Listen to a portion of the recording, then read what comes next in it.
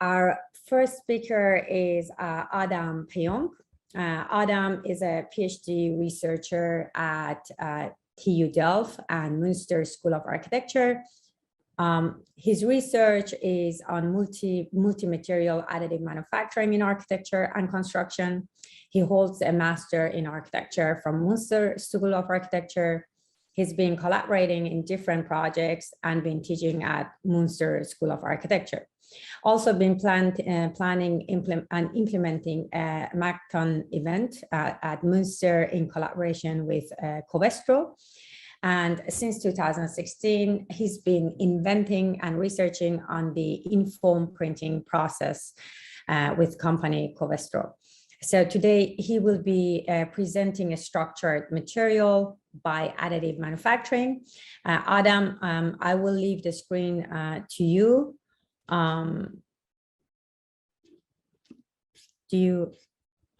Okay, great. Okay, so thank you very much for the introduction. And can you hear me loud and clear? Yes. Perfectly. So yeah, very great to be here, and thank you very much for the invitation for this great symposium. So today I'm going to basically present the current state of research, which is basically on my PhD research on multi-material additive manufacturing in architecture and construction, which I do at the TU Delft as well as at the Münster School of Architecture. I will start with a bit of background on the work, and which to some extent led to this here presented printing approach. So in 2016, we developed a method which is called inform printing together with the company Covestro, which basically is a chemical company and provides polyurethane material as well as polycarbonate. So inform printing is a manufacturing approach which allows to alter the compression behavior of soft foam by simply injecting rigid structure into the foam. And so by basically defining the structure and injecting a specific structure, we could, as with this example, initiate a torsional movement by simply using twisted rods, a twisted rod structure into the foam. And this basically allows us to go basically beyond the properties of the foam itself and start to basically design the way such a material starts to behave under compression. And with this idea and throughout the research project, we basically developed a whole catalog of different structures and corresponding functions basically with this process. Now, moving over to the construction and architecture scale and to the actual PhD research project.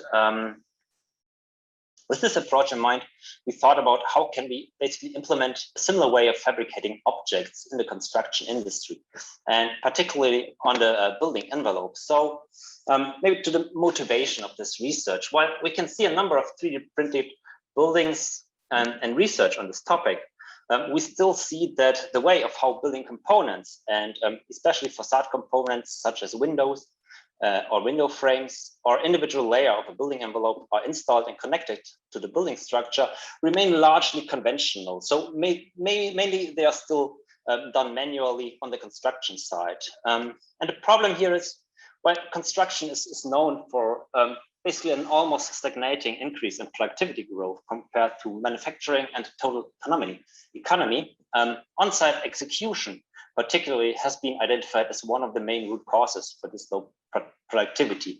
And with these go a number of different problems, such as, for instance, frequent misunderstandings due to poor communication and transition from planning to construction, building defects, as well as errors correlated to humans.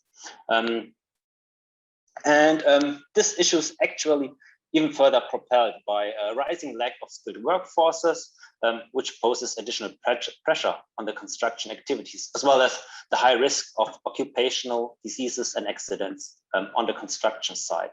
Now we looked into additive manufacturing on a larger scale and sort of tried to review the current state of art and identified that while a couple of projects do appear actually since a decade, starting probably at the MIT, we still see that for one, there is a large focus also in regard to the maturity on concrete material. So we can see that there are some approaches, but they focus on concrete, while especially polymer materials are rather rare. So we identified here a gap for suitable processes which can be applied in construction and sort of go beyond concrete materials and therefore the building structure itself. Now, with this in mind, we started to look into 3D printing with reactive polymers, particularly polyurethane. And well, this approach is not completely new. And in construction scale additive manufacturing, the use of reactive polymer is probably mostly known through large scale foam structures, where the extruded foam is usually used as a stay-in-place formwork, which then simultaneously provides insulation capabilities for the pure concrete wall. However, we looked at this material not as a form of 3D printed construction foam, but rather as a material which allows a wide variety of properties, which goes beyond these of a foam and can be obtained basically. So with this process, what you basically do is you have a two-component system where you, while extruding it, basically mix both components and right before the extrusion. And after extrusion, the material starts to react and very quickly harden.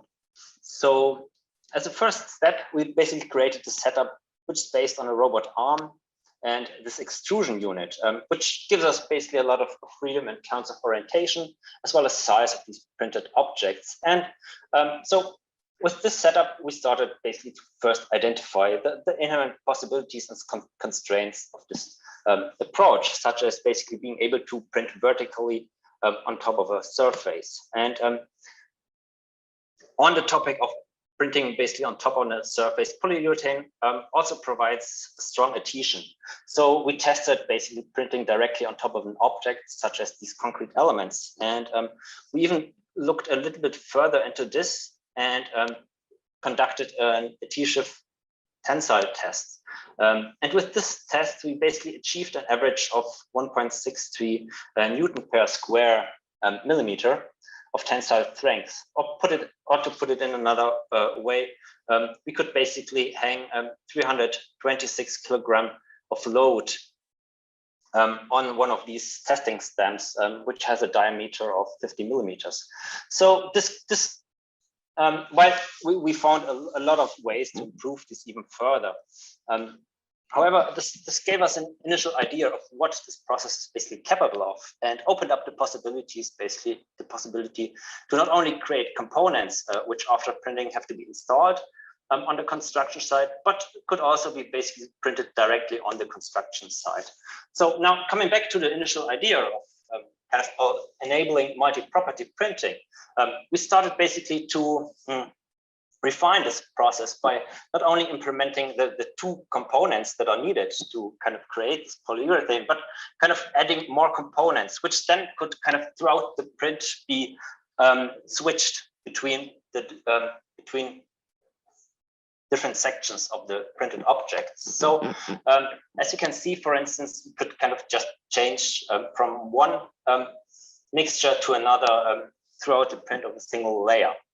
And now, while first initial tests were done with just different colored materials, we then looked into a set of specific material properties which could be combined and used for further testing. So we basically defined a hard compound, a soft compound, and in addition to this, also a compound which kind of represents a rather very low density compound, which is in this case created with hollow glass microspheres. And while polyurethane has the ability to create a foam with a very low density just by using a foaming agent, tests that we conducted kind of lead to several problems with this. Specifically, the process of forming itself is rather difficult to control, and especially to use if the intention is to create a rather accurate object. So therefore, we decided to, for this moment, stick with these hollow glass microspheres as an additive. And so these properties were then implemented in an additive manufacturing process. However, with this change, a number of different problems kind of occurred, such as having to handle different mixing ratios for the respective material properties, and kind of to adjust and combine them with the printing process itself.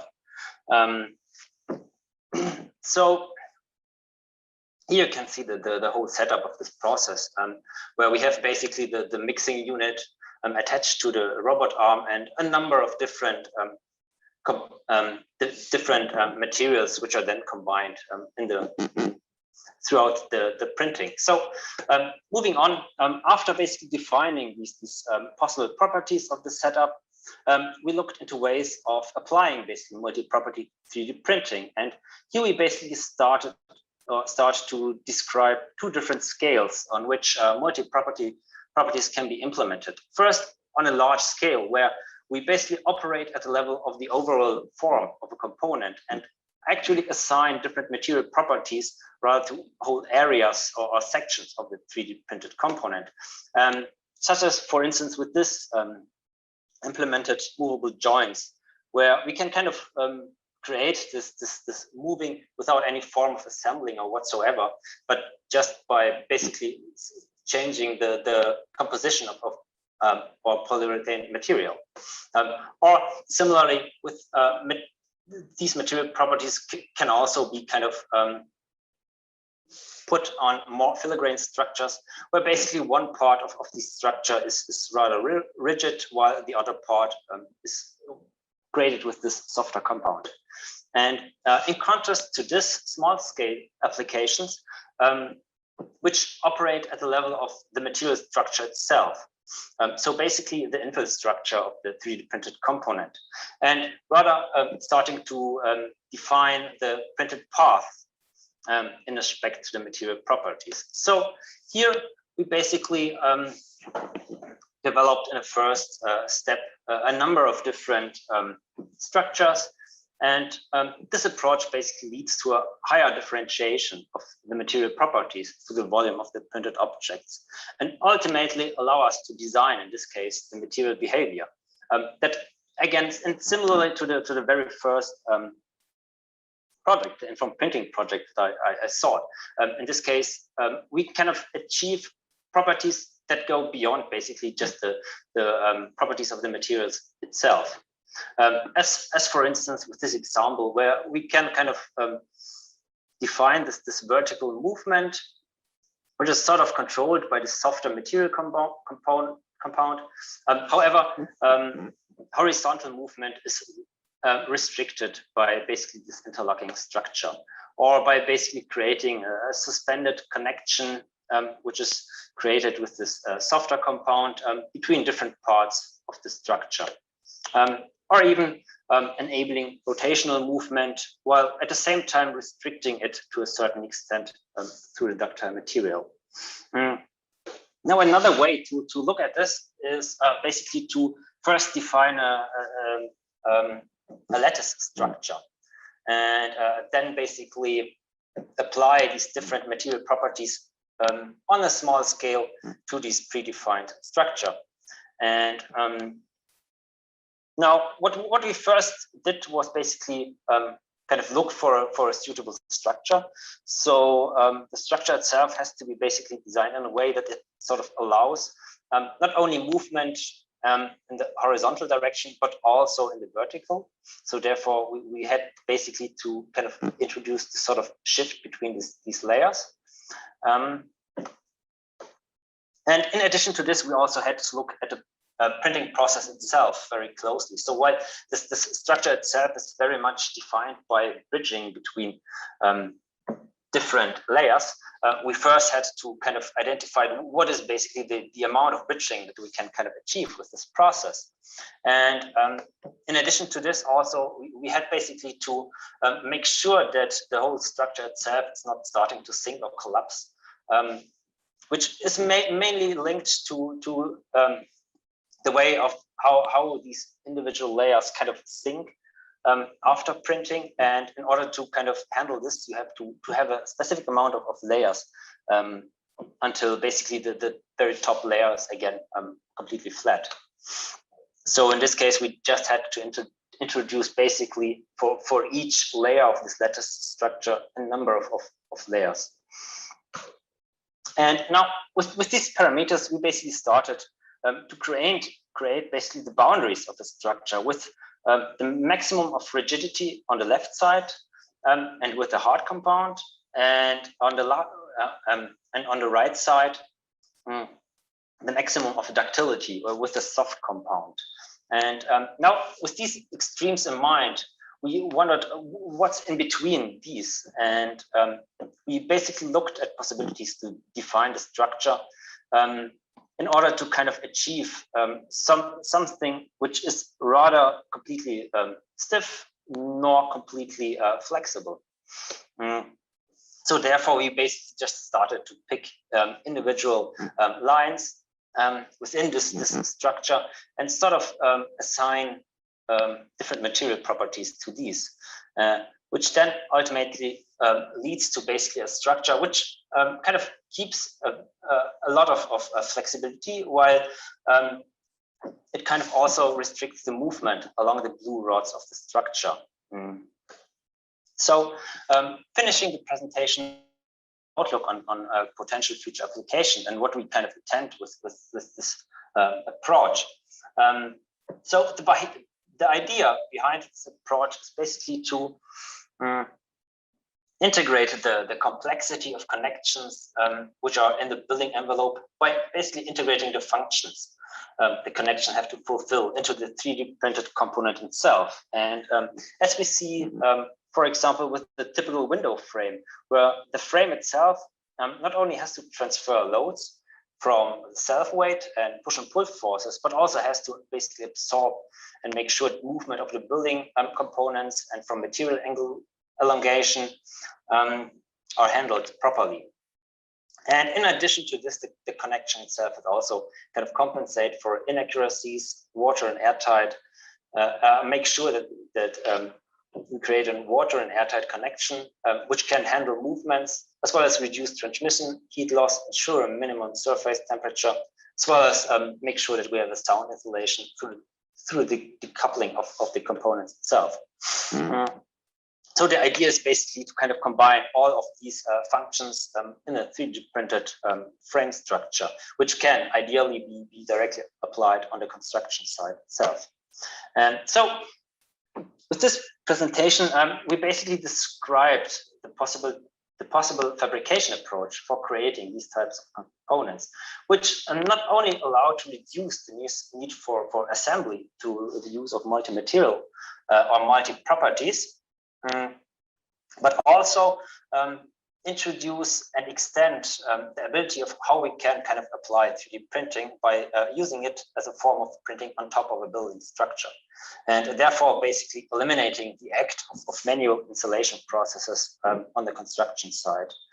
So this is basically the point where we are right now with this research, and we are basically very excited to kind of move on and start to develop concrete applications with this. So thank you very much for your attention, and yeah, I'm looking very forward for questions.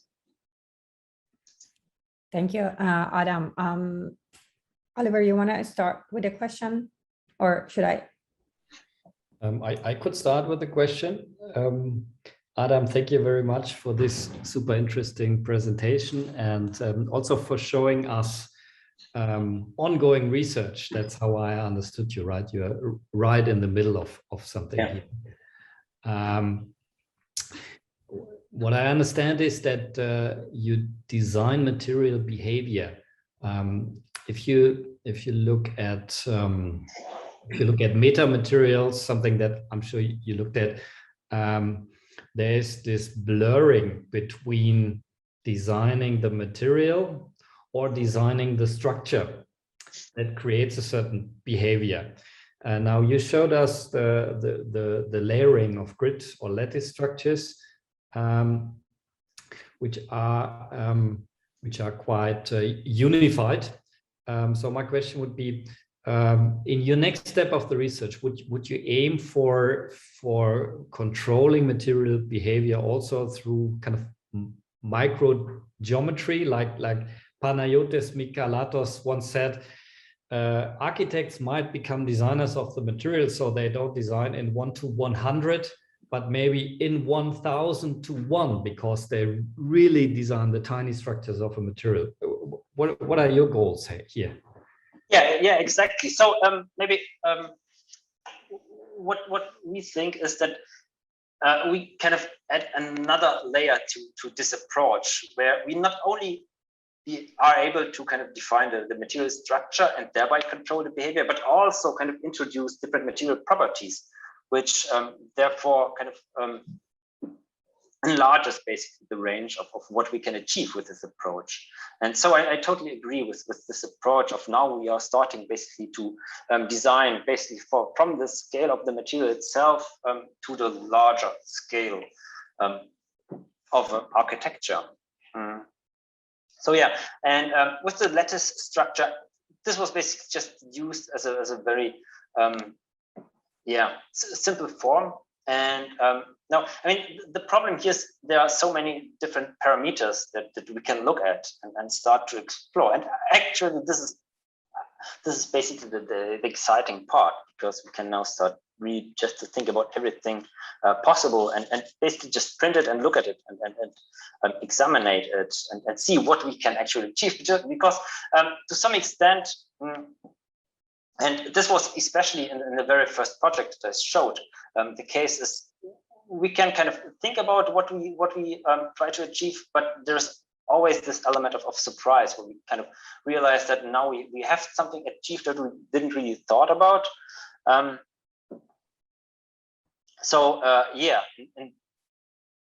therefore, do we need new design tools or new forms of design representations for that to explore what's possible? I mean, yeah, this is very, very closely linked to the way of manufacturing and basically implementing this in the design process itself. Because at this point, you really design every single part of the 3D print. And actually, you have to design it, right? It does depend on which scale you are basically working.